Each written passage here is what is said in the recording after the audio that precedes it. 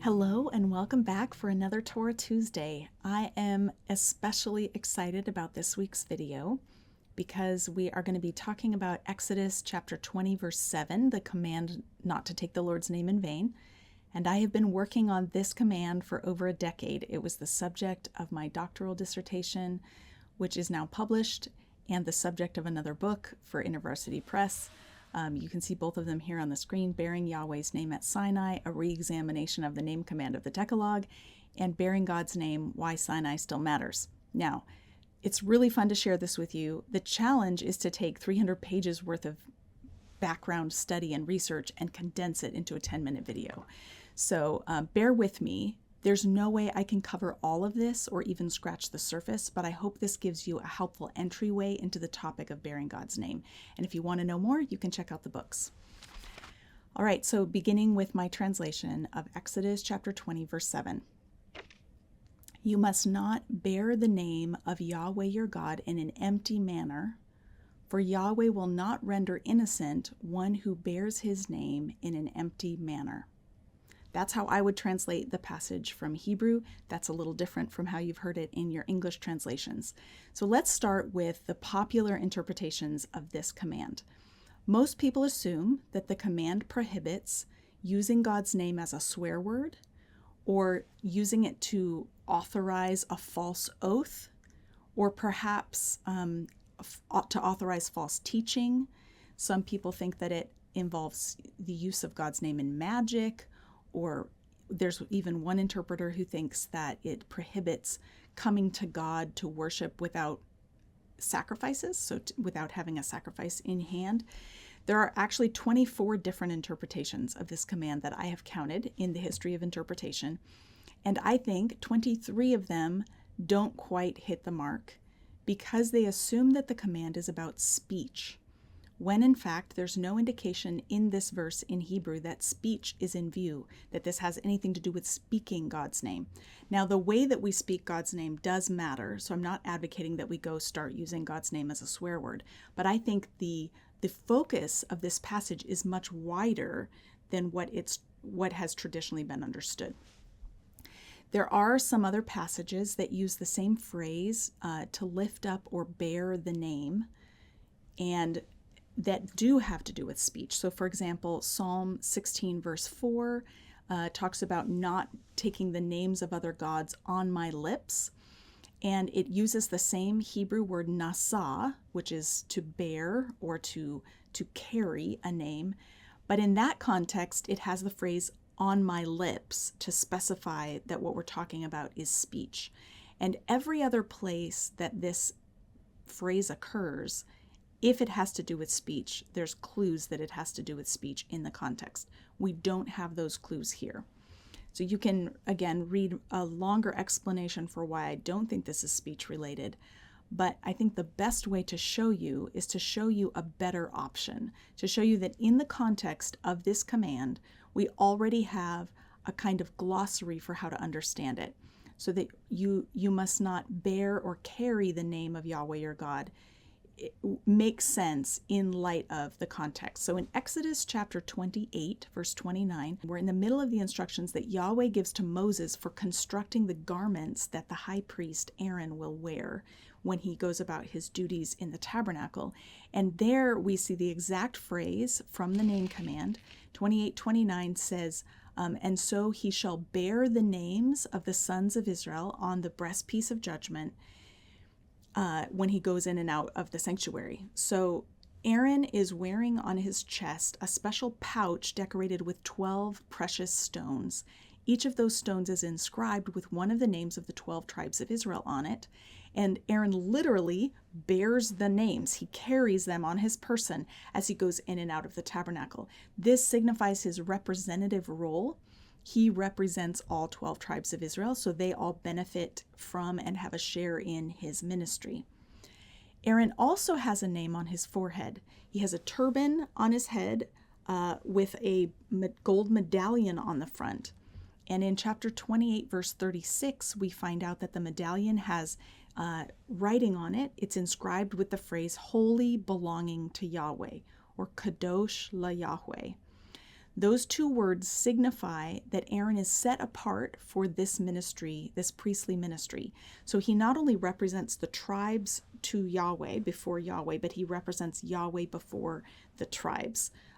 He has an intermediary role where he goes back and forth between the two. Now, I don't think it's a stretch for us to make a connection between what Aaron is wearing and the identity of the people as a whole, because back in chapter 19, as we saw in a previous video, chapter 19 verse 5 refers to the whole nation as a kingdom of priests. So I don't think it's a stretch for us to look at the priestly garments to help us understand what it might mean for them to not bear God's name in an empty manner. Aaron, in effect, is like a visual model of what's true of every Israelite. So while he personally is the only one who goes physically into the most holy place to represent them and comes out, and he has a special role in the tabernacle and in its rituals, the people as a whole have a similar role in relation to the nations. So God has selected Israel to represent him among the nations. We saw that again in chapter 19, verses 5 and 6, with the designation that they are Yahweh's segala, his treasured representatives. So we already have a context in which Israel has been told they represent Yahweh. Then we have an example of a priest who's part of this kingdom of priests who literally carries God's names, and that signifies his representative role. This command then is zeroing in on that vocational responsibility for Israel to represent God among the nations. We see the moment of branding, if you will, in Numbers chapter 6, which specifies the priestly blessing that Aaron is going to pronounce over the people. So the man who is physically wearing their names and wearing God's name on his forehead pronounces a blessing over them. May Yahweh bless you and keep you. May he make his face shine upon you and be gracious to you. That blessing in Numbers 6, 24 through 26 is part of Aaron's vocation as the high priest. And verse 27 tells us, and so he shall put my name on them, and I shall bless them. So it specifically says that via the priestly blessing, it's as though God's name is being placed upon the people. So it totally makes sense then that God would say, you must not bear the name of Yahweh your God in an empty manner.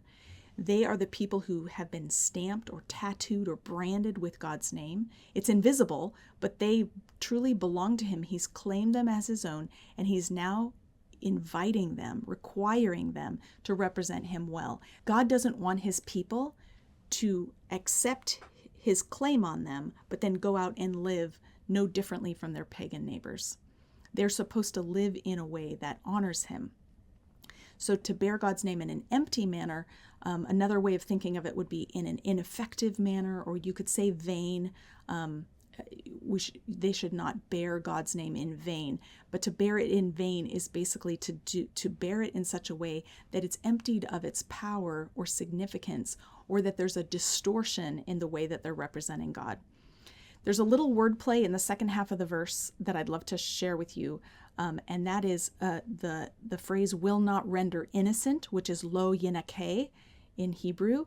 Sounds a lot like El Kana from chapter 20, verse 5. So just 2 verses earlier, we heard that Yahweh was a jealous or zealous or impassioned God, and that he will not render innocent. Now we're hearing he will not render innocent when his people misrepresent him. So that's part of his jealousy, is his jealousy for the right reputation, his zeal for being represented well among the nations. We might think of it in modern terms like a team that wears a jersey bearing the name of the team or the name of the school. So I work here at Biola University in Southern California. We're a top-ranked Christian liberal arts school. I hope you spread the word and send us your students, friends, maybe you yourself are looking for a place to study. We have a number of athletic teams. We're a D2 school, and so our athletes will wear Biola jerseys when they go to play or when they play at home or away. against other teams, if they started trash talking the ref, started beating up the other team, started using foul language on the court, others would form an impression of Biola University because they're a team that represents our school. Thankfully, that's not the case. Our teams are well known for good sportsmanship, and the people in the neighborhoods tell me, oh yeah, you can always tell Biola students, they're so kind. So our reputation as a school has been enhanced by students who go out into the community wearing Biola t-shirts or sweatshirts and behaving in ways that bring honor to the school and that show this is an amazing community, a special place that's different. It's different enough that the neighbors notice. So in a similar way, God puts his name on his people, and everybody's watching the people of God to find out what they are like, to find out what God is like. So many of you have probably seen the series of videos that I made about 1.5 years ago about tattoos, and you've maybe seen me flashing my arm around while I wave my arm around and talk. I have actually put on myself permanently the name of God. This says belonging to Yahweh, and it's the same thing that it says on the high priest's forehead, because according to my study, what I learned is that every Israelite already bears God's name. They bear it invisibly, and that is their mandate for how to live. And I decided to make the invisible visible as a daily reminder to myself that I belong to Yahweh, and that should impact everything that I do and say so that I can represent him well. I hope you've enjoyed this. I've done lots of podcast interviews on this topic, so if you want to learn more but you aren't ready to commit to reading a whole book, you can check out on your favorite podcast app, just plug in my name and see what comes up. There's also an audiobook version of Bearing God's Name, and there's a Kindle version, and there's a course on Seminary Now where you can hear me teach through it in more detail. So I hope that you have found the resources that will work best for you and your community, and I hope this was enlightening.